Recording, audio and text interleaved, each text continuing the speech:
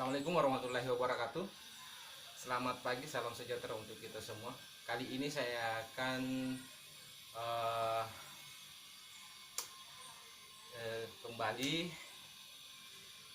untuk berbagi bersama teman-teman, terutama adik-adik saya yang ada di SMK Negeri 1 Bogor Timur, tentang bagaimana menggunakan perkakas-perkakas tangan dan perkakas perbengkelan yang ada di laboratorium pengelasan.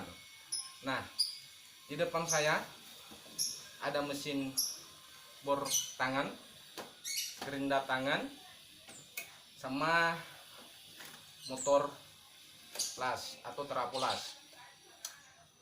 Kali ini saya akan sedikit menjelaskan tentang bagaimana cara menggunakan bor tangan untuk mencabut sekrup atau paku yang digunakan pada pekerjaan pemasangan spandek atau pemasangan seng. Nah, pada bor kali ini saya menggunakan bor yang menggunakan dua arah, ada memutar ke kiri dan ada memutar ke kanan.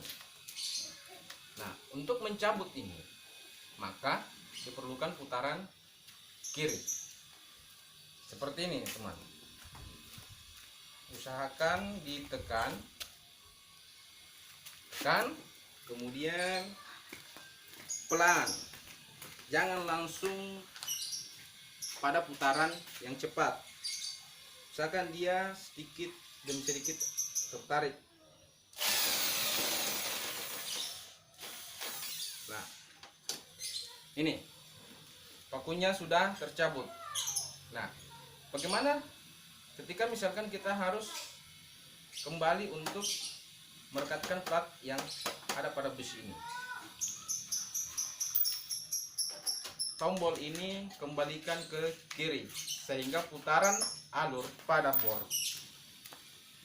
berbalik menuju ke putaran kanan.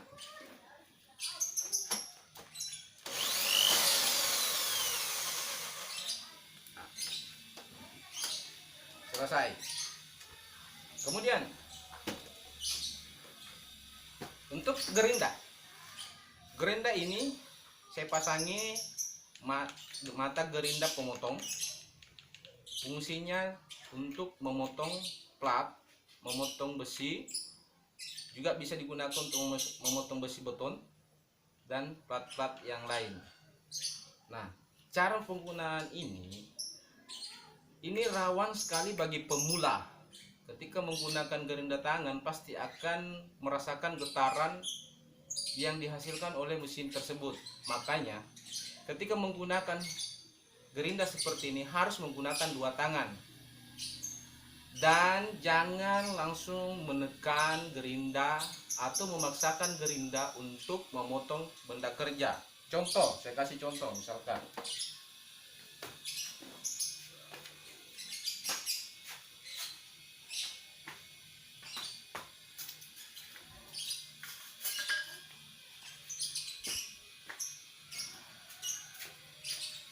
saya akan memotong besi 2x2, besi hollow ya, letakkan seperti ini, kemudian putar atau tekan tombol on pada gerinda. Setelah itu, kalau misalkan kita harus memotong ini ya, ingat, untuk pemula tidak apa-apa kita jepit benda kerja atau tekan benda kerja dengan menggunakan kaki. Setelah itu baru nyalakan.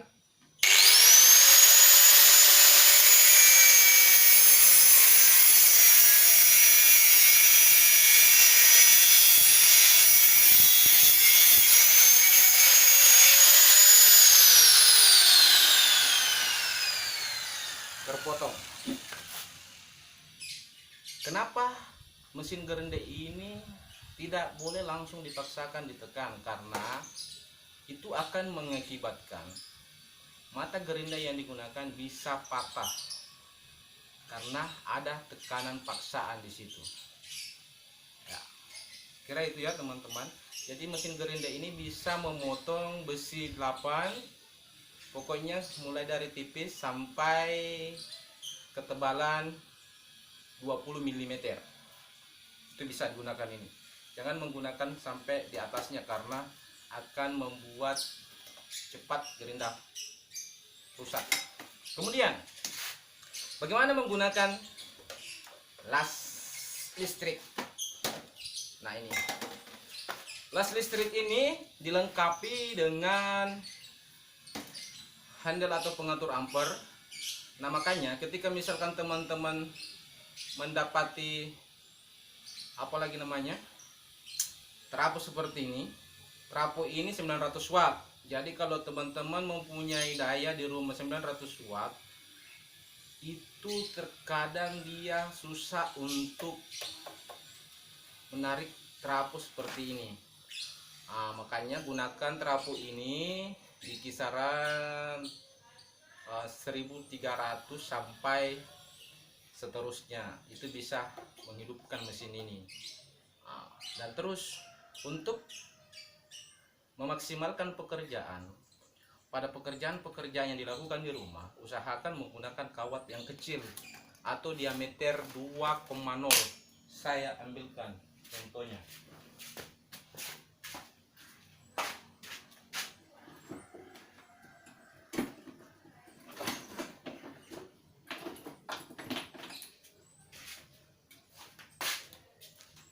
Ini teman, ini kawatnya yang paling kecil. Ingat, yang paling kecil 2,0, supaya nyala yang dihasilkan oleh trafo itu maksimal dan mampu membuat pemanasan yang sempurna terhadap plat.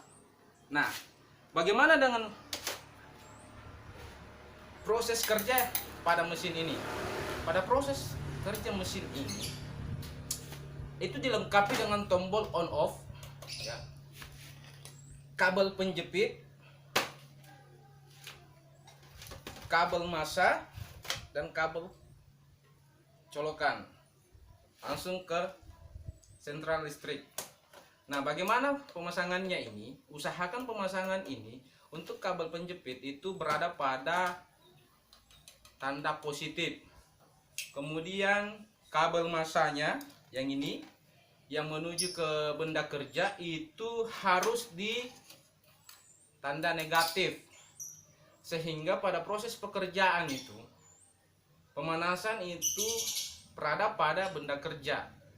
Kemudian bagaimana cara menggunakan ini, Pak? Ya,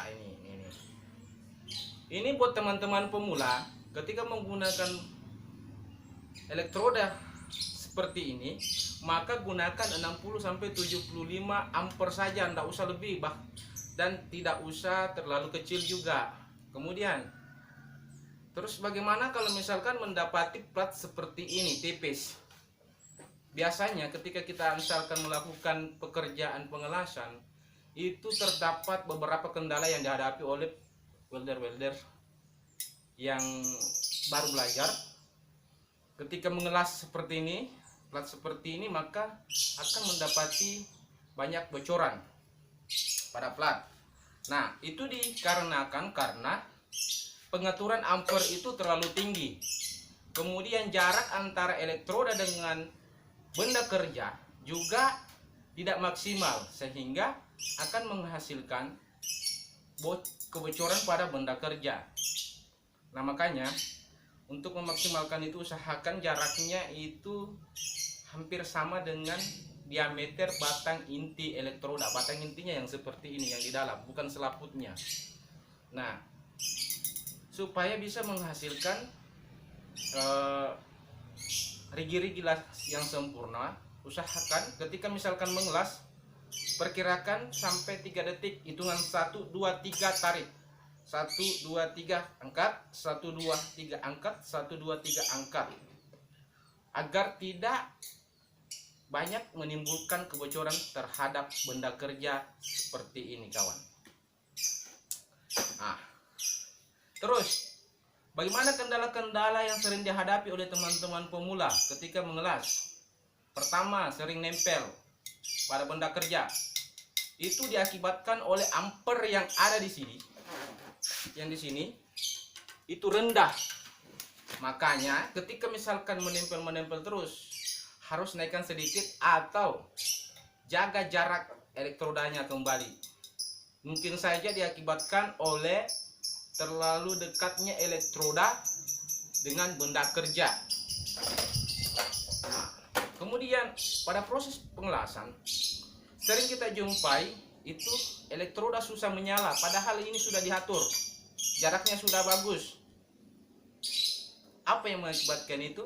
Kita lihat apa yang mengakibatkan.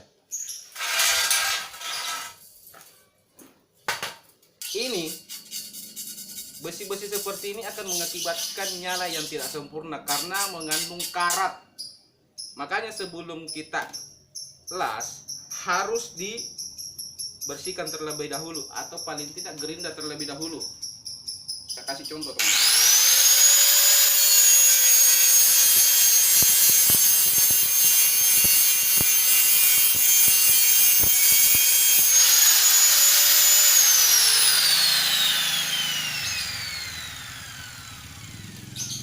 Ini dia sudah bersih, maka bisa kita lakukan pengelasan. Saya kasih contoh ya, tutorialnya bagaimana supaya teman-teman bisa mengerti sedikit. Kalau ada kesalahan atau kekurangan mohon dimaafkan karena kita sama-sama belajar. Assalamualaikum. Salam.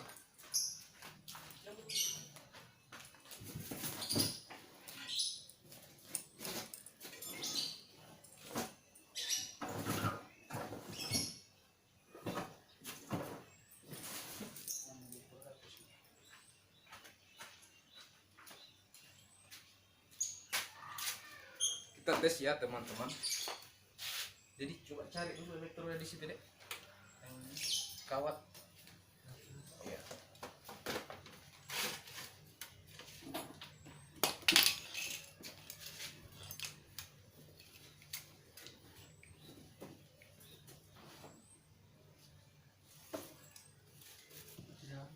Nggak ada? Hah? Nggak ada? Coba cari di situ di gabus deh. Sana di gabus. Yang sebelah sana ya. Ada itu di di dosnya.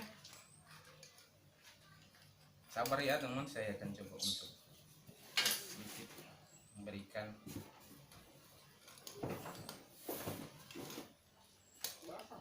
Ah? Basah. Tidak apa-apa. Penting bisa nyala dulu.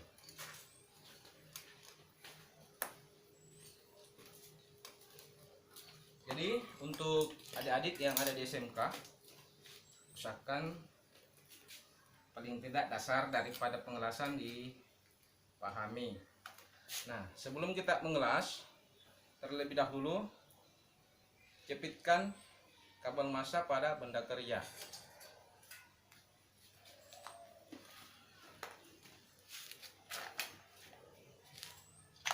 Terus power, colokan. Terus nyalakan, tunggu sampai dia stabil.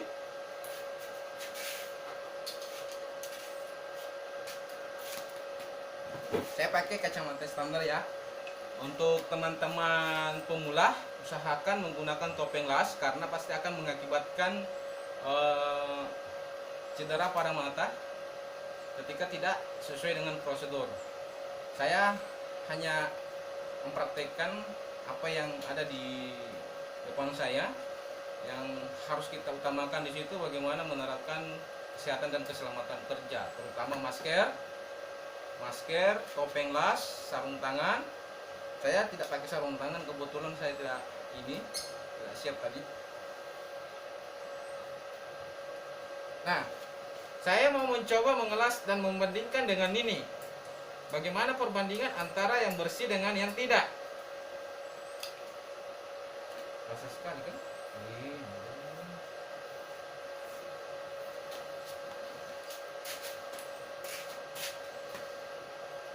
Elektrodanya basah guys.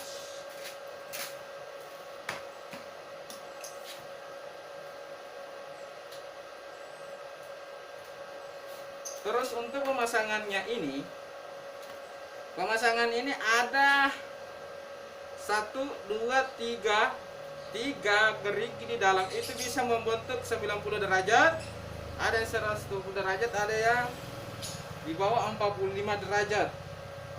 Kemudian untuk ampere itu saya pasang 60 ampere. Ingat, 60 ampere sampai 75 ampere dengan menggunakan elektroda seperti ini. Kecuali benda kerjanya melebihi daripada 10 mm, maka ini bisa diangkat sampai 80 atau 90. Begitu, Dedi. Nah, saya pakai yang 90 ya, kawan. Teman.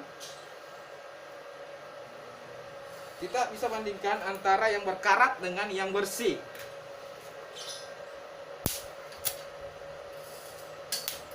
Sama itu, dia akan melengket. Tapi kalau dia yang bersih, coba lihat, ya. Ini karena elektrodanya basah, maka dia mengalami seperti itu. Makanya ketika misalkan elektroda itu lembab, elektroda ini bisa dipanasi atau dijemur di bawah terik matahari. Jemur dulu jadi, sampai dia bisa stabil. Kita tunggu sampai dia kering. Ketika sudah dijemur sampai 30 atau 1 jam, 30 menit sampai 1 jam ya, itu bisa kembali digunakan. Nah, makanya biasa kenapa juga nyala elektroda tidak maksimal, karena elektrodanya lembab. Nah, kalau alat yang digunakan biasanya itu ada namanya tempat khusus untuk memanasi elektroda. Oke, kita kembali lagi, kawan. Ini yang bersih. Ini yang bersih. Coba. Nah, ini. Kenapa dia lubang? Karena dia terlalu dekat.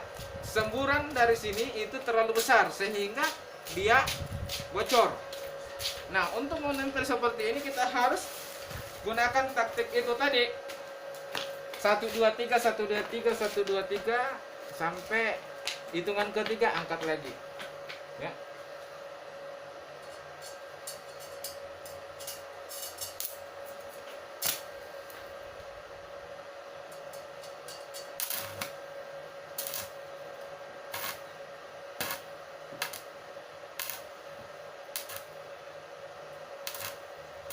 Nah, 1 2 3 angkat, 1 2 3 angkat sampai menutupi lubang ini.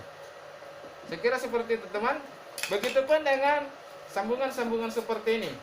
Sebelum kita mengelas sambungan sudut atau sambungan alur yang terdapat pada plat, kita terlebih dahulu membersihkan ketika besinya berkarat supaya menghindari daripada kropos atau undercut yang terjadi pada benda kerja.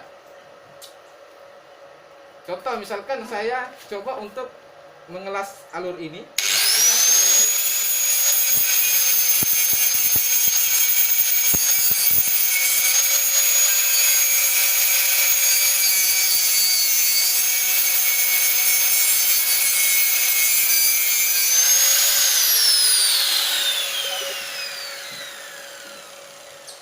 Dia akan sempurna ketika dia bersih. Beda dengan yang tadi yang kotor. Nah.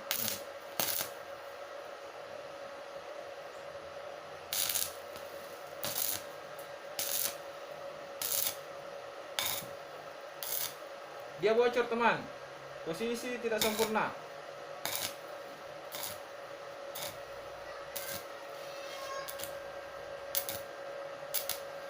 Posisi juga itu akan menghasilkan hasil las yang tidak sempurna. Contoh misalkan saya mengelas ke atas dengan posisi yang tadi, dengan posisi saya di sebelah benda kerja, itu tidak sempurna. Seharusnya kita lakukan bagaimana menghadapi benda kerja seperti ini.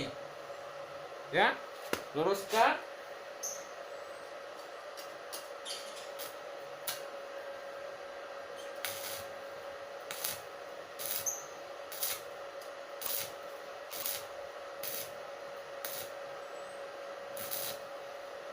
Nah, setelah tertutupi, Maka untuk memperhatikan atau membuktikan bahwa las itu sempurna, kita harus mengukurnya terlebih dahulu agar terak yang menempel pada hasil las itu terlepas.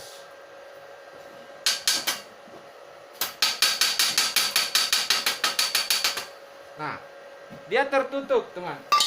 Ini tertutup sehingga kita bisa yakin bahwa las ini bisa digunakan dan kekuatannya bisa diuji coba. Sekira cukup dari saya. Wabillahi taufiq wal hidayah. Wassalamualaikum warahmatullahi wabarakatuh. Salam sejahtera untuk kita semua.